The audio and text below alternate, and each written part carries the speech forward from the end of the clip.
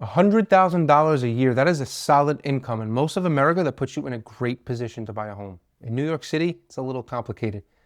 Your budget puts you somewhere around $350,000 to $450,000 depending on your debt and down payment. In Manhattan, it's really buying you nothing. In most of Brooklyn, it's a studio co-op. In Staten Island, it could still get you a real home. Today, I'm breaking down the real math, the loan programs that change the game, and exactly where a 100K earner can buy in New York City in 2026. I'm Joseph with the Bridge and Boro Team at Real Broker. I work with first-time buyers every single week. The majority of them are earning between $80,000 to $120,000. So this is the exact conversation I have in my office constantly. Can I actually afford to buy in this city? The answer is almost always yes, but not where you think and maybe not the way you think. But the key is understanding the math, knowing which loan programs exist, and being strategic about location. I've helped buyers at this income level close on homes in Staten Island and parts of Brooklyn. It's very doable, but you need someone who knows the actual numbers, not someone selling you a dream. 85-star Google reviews from buyers. I've guided through this exact process. Let me walk you through it. Also, I built a free New York City affordability calculator specifically for this. If you plug in your salary, your monthly debts, your down payment savings, it will show you exactly what you could buy, where you could buy it, and which loan program fits your situation. It's free in the description and the pinned comment down below. Download it. Follow along. Let's start with some raw math. A $100,000 salary means about $8,300 a month in gross income. Lenders use two ratios to determine what you could afford. The front end ratio is also called the housing ratio. It says your total housing payment should be no more than 28% of gross income. That's your mortgage, property taxes, homeowners insurance, and any HOA or condo fees combined. So 28% of $8,300 is about $2,300 per month for your total housing payment. The back end ratio looks at all of your debts, housing plus car payments, student loans, credit cards. Traditionally, that ceiling is 36%, but many lenders go higher. Now here's where it gets interesting. FHA lenders routinely approve up to 43% back-end DTI. Some conventional lenders with strong compensating factors like high credit scores or large reserves will go up to 50%. At the standard 28% front-end ratio with $2,300 a month, current rates around 6.25%, and assuming $500 a month for taxes and insurance, you're looking at a purchase price of roughly $350,000 to $425,000. But with FHA at the higher DTI allowance or with a co-borrower, that range can stretch to $450,000 or even $500,000. The loan program you choose dramatically affects what you can buy. Let me break down the three that matter most for 100K earners. FHA loans. This is the go-to for first-time buyers without a large down payment. Minimum is 3.5% down with a 580 credit score. On a $400,000 purchase, that's just $14,000 down instead of $80,000 for a traditional 20%. Now the trade-off is you're paying mortgage insurance premium, 1.75% upfront and about 55% annually.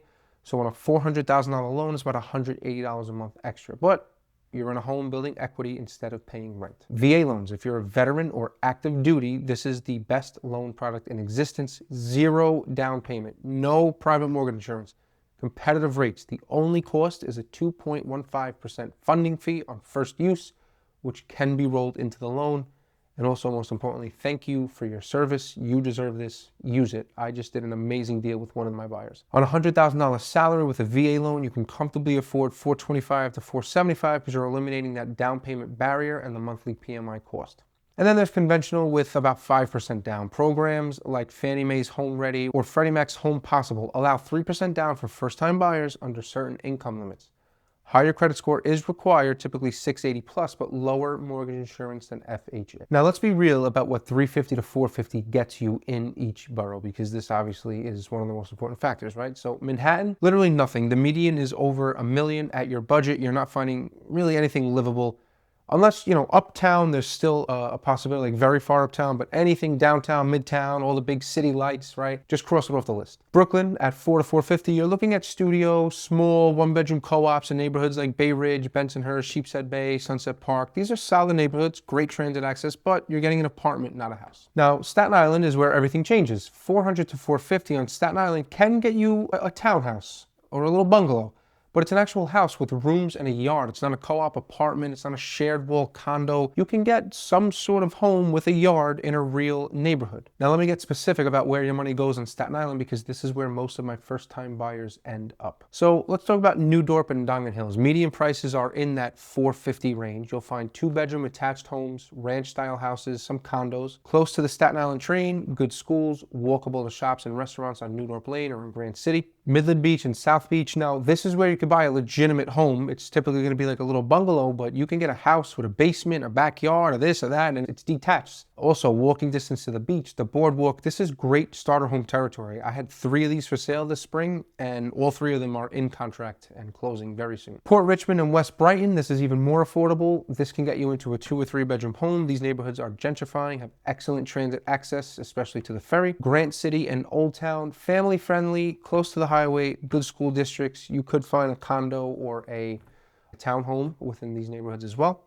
So the point is, on $100,000, you're not settling for a studio apartment. You are getting a real home with space, privacy, and a yard. That is the Staten Island difference. Now, let me share a strategy that's transformed affordability for dozens of my buyers. It's called house hacking. You can buy a 2-family home. You can live in 1 unit. You can rent out the other. The rental income counts towards your mortgage qualification and covers a huge portion of your monthly payment. So on Staten Island, 2-family homes in the $550,000 to $650,000 range are available. It's still tight at that range. They might need some work, but you can find it. I just took a buyer out yesterday actually to see 3 of these. Now your rental unit is generating $2,000 a month, $2,500 a month, depending on which way you go when you rent. Most lenders will count 75% of that projected rental income towards your qualifying income. So instead of qualifying on $100,000 alone, you're now effectively qualifying for $118,000 or $124,000. So that stretches your purchase power by $75,000 to $100,000. Your effective housing costs after collecting rent, it's often under $2,000 a month. That's less than renting a 1-bedroom apartment in many Brooklyn neighborhoods. FHA allows this. You could buy a 2 to 4 unit property with just